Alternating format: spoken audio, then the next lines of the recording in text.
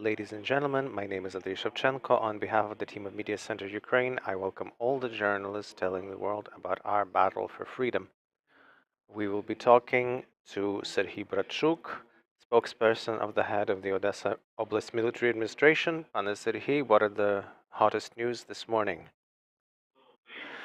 Slava Ukraini. Hello. The biggest thing today is the operational situation. We've had an interesting night because the air raids have been blaring through the night. The region and the south in general, the south of Ukraine is, as well as of course Bila Tserkva in the center, was attacked by suicide drones. Yesterday, our anti-air defenses took down one such drone, but in general, the night was such that we have out of the quite a few drones. 6 of these were destroyed in the southern regions, southern areas of our country. We're talking Odesa and Mykolaiv Oblast. The situation is under control.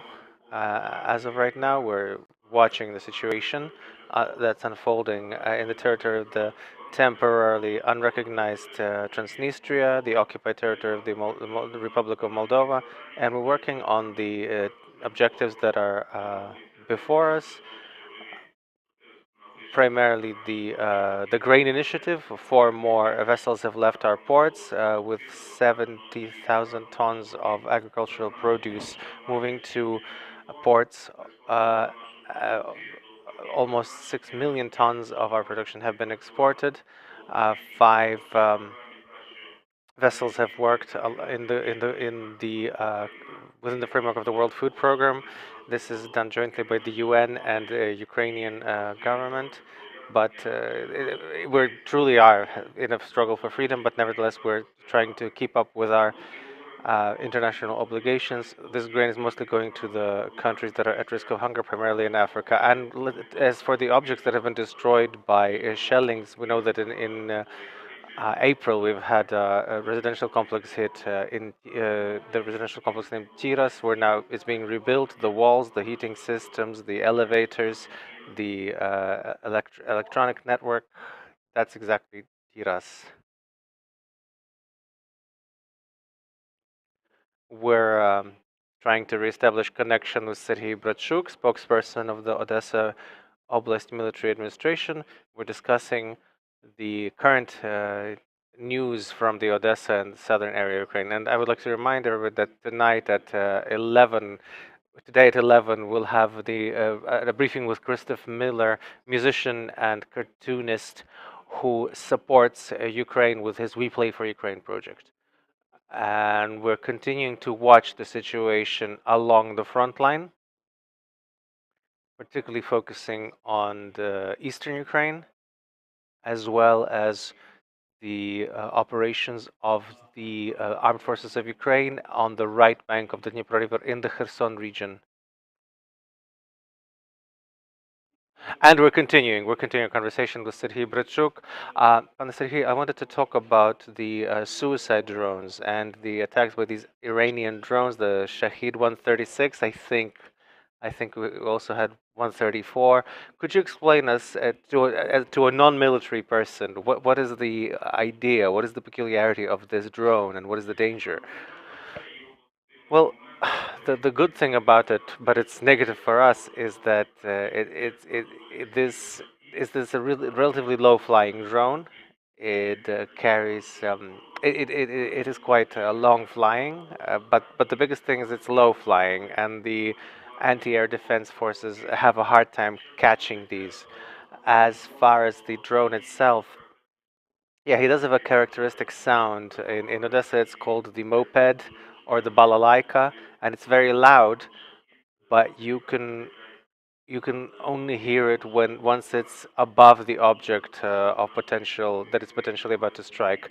Then there's an algorithm that our military uses. As of yesterday's strike, when it was destroyed yesterday, when it was coming from the sea, it was exactly an anti-air defense system that took one down. These suicide drones that were taken down by our military, they're being studied in great detail, and the military hope that in the nearest future we'll come up with a response algorithm uh, that will help us increase the percentage of the drones we take down, especially in the south. Particularly in the south, we're managing so far. This is the biggest thing as far as these drones are concerned. How significant is the damage that can be done by such a drone? If we're talking about the load, the general weight is up to 200 kilograms, and up to 50 kilograms is explosives.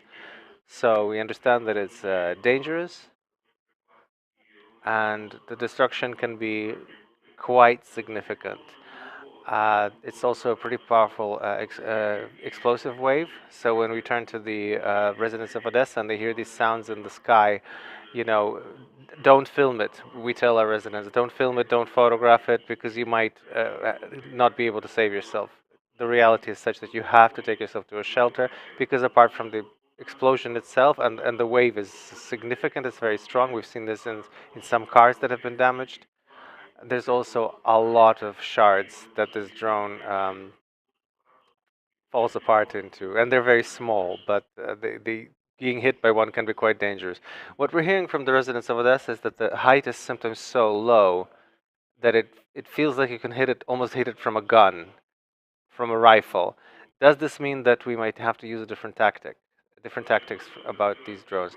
As far as guns, of course, I'm not going to tell you any secrets, but the military are looking at different options. There are some practical ideas, specifically practical ideas, and this information has passed on to the different detachments, how to respond, how to fight these attacks. So, and we really hope that even more effective weapons will be found against these suicide drones. There's another aspect here that perhaps you know, that our military have taken down uh, the Mohajet, another Iranian drone that is more of a reconnaissance drone. It's a pretty big apparatus, and after some repair, it was taken down over the Black Sea. It's now being used by the armed forces of Ukraine. It will be now used against the enemy, and it is now us that will be reconnaissing enemy objects and enemy positions. This is, of course, a positive aspect of this situation. We see that there's increased frequency of attacks over the past 2-3 weeks. Do you see any logic? How do you read the logic of the Russians? What is their objective here? What is their target? I mean, it's quite a simple and quite a difficult question, because when we're talking about the logic of the Russians, it's often lacking. If I may quote, a line from way back in the Soviet army, in the original language, they said that the Soviet army is invincible because it acts against logic and common sense. The Russians haven't gone far from this, so logic is a difficult thing to discuss. On the other hand, the tactics is the same. The enemy is trying to hit civilian infrastructure, exert psychological and physical pressure, pressure the civilian population with fire, and of course also attack military objects, military infrastructure. So the tactics are pretty clear, and so the scenarios on our part are also quite clear. The enemy was working like the horde, basically. Uh, Next question about last question actually about export from the ports of Odessa, and we see on the news that at the international level there is the further work on meeting the agreements, the existing agreements. From what you see locally, how effective is this mechanism? How well does it work? So briefly, it is quite effective. It is working, I think, even better than we might have expected, considering the enemy we're dealing with.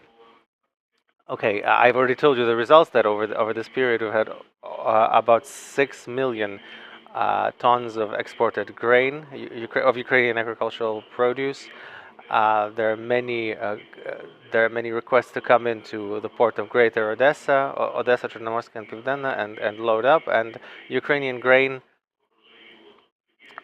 so it's effective, including with the grain that from this year's harvest. And this grain is going to the countries that really need the grain, that are facing hunger.